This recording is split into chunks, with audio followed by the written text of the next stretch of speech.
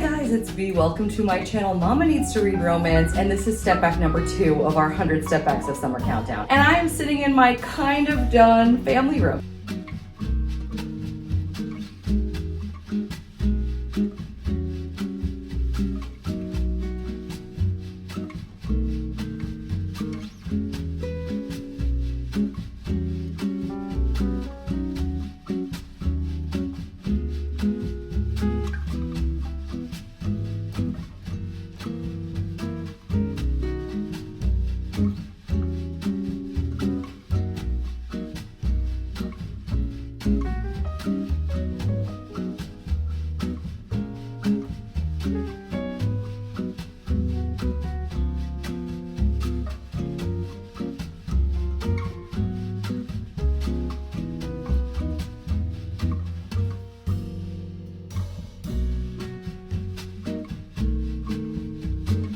We obviously still need floor lamps on either side that match.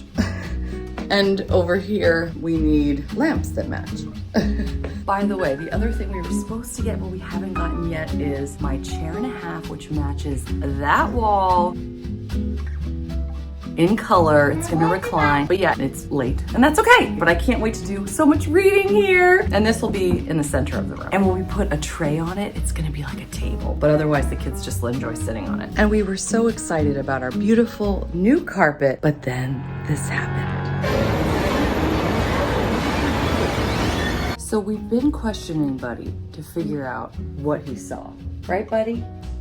We just know that some dog from the neighborhood must have come in while we were all sleeping, right? And did that. Buddy would never have done that. Did you try to stop the bad dog? You're just falling asleep? Okay, he's falling asleep. He's not the most reliable witness. On the plus side, we don't need to worry about our carpet anymore because it's already damaged. So that's a lot less stress. We also got this little baby and you can actually lift it. And we put blankets in there because I'm obsessed with blankets, and so are the kids at this point. I really thought that when we got to this point, it was gonna be completely done, but there are still some things to do. But speaking about this incredible step back, I wanna have it introduced by an incredible lady who took time out of her busy schedule to announce this for us. So take it away, one of my favorite ladies. Hi guys, I'm Stacy Reid, author of historical romances and paranormal romance. I'm here with my fur baby Mufasa to present the number 2 step back of Bea's step back countdown for the summer. And our number 2 winner is The Princess by Jude Devereaux. It actually really makes me emotional to have Stacy Reid participate in this because she's been going through a lot and she's been very, very busy and she still made time. I even reached out to another author who was willing to step in and Stacy Reid still said, I really want to do this. And I just can't thank her enough. It was so sweet of her to make time for this. She is such a doll and I can't thank her enough. And also again, mention Darken Press, which is the labor of love for herself and her husband who have been using their own publishing company to uplift diverse voices. So I'm gonna have that linked below as well as her other information. Make sure to check it out and see if you can find a new author to love.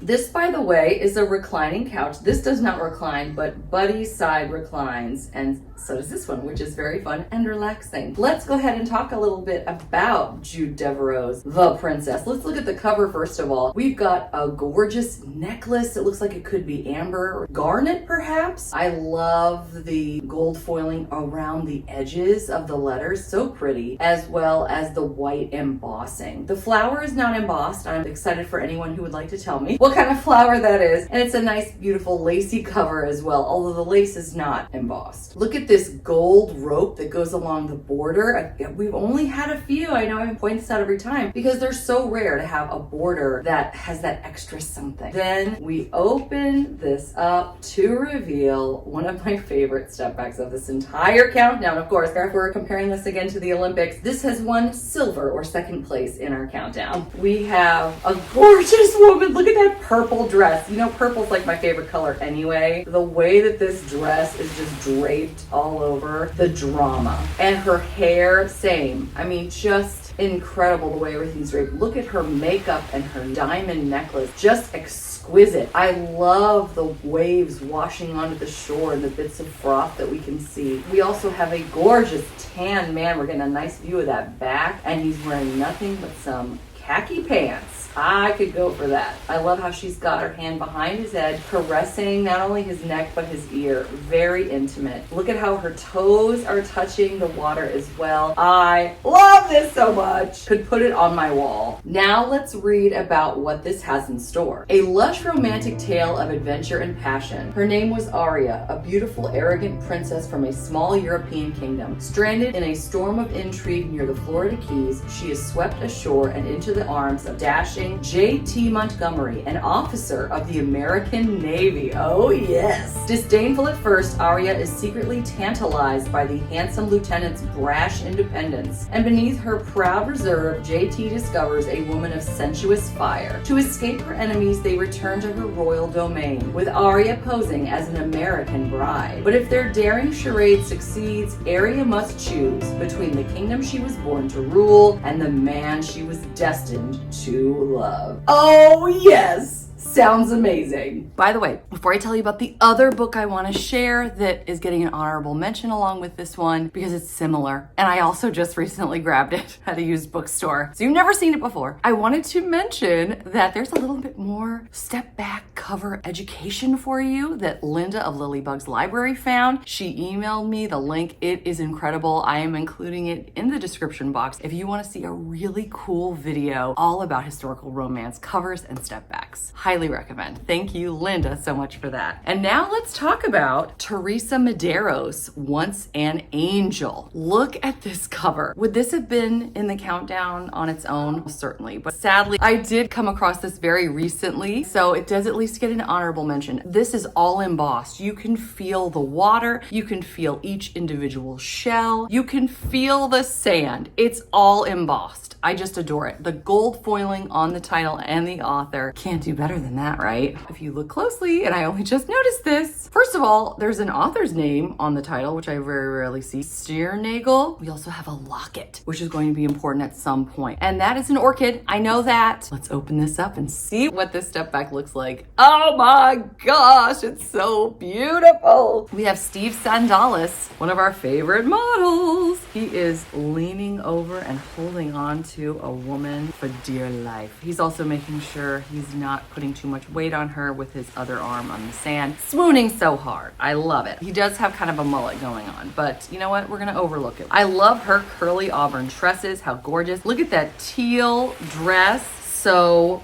pretty. This has got to be at sunset, right before the sun completely sets. It's getting dark. I wish so much that barcode would take a hike, because look at all the beautiful seashells that have been placed on the side. I love the water that's breaking there on the left. You can see the waves approaching, but they are just too infatuated with one another to notice the gorgeousness of the sunset, the breaking waves, the gorgeous shells, the obnoxious barcode. It's all about the love. Now let's read the back, because why not? The last thing Justin Connor expected to find washed up on the wild shores of New Zealand was a young woman asleep on the sand, curled like a child beneath the moonlight. Though fiercely protective of the haven he had found on this island paradise, Justin was compelled to rescue this mysterious refugee, little realizing she would shatter his peace forever with her defiant courage, her vivid beauty, and the memories she stirred of a past best forgotten. Awakened by love, orphan, cheated of her inheritance, Emily had sailed halfway around the world to find the man who had promised her father to take care of her, and instead had left her a charity case in an English boarding school. She never dreamed she'd be tossed by the pounding surf practically at his feet, or that she'd find him a disturbingly handsome recluse with the look of a pirate, and a disarming tenderness in his amber-flecked eyes. Confused by conflicting emotions, Emily was determined to make Justin pay for her years of loneliness with nothing less than his heart. I love it! Also, check out the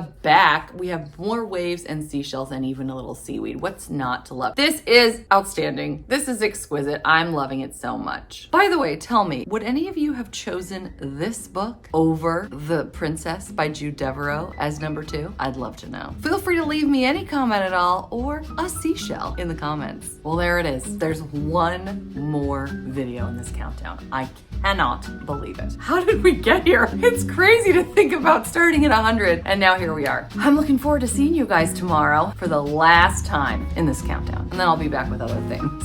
I know, it's hard to believe, right? I hope you're doing well. Thank you for being one of the best parts of my day every single day this summer. Until next time, thanks so much. Take care. Bye.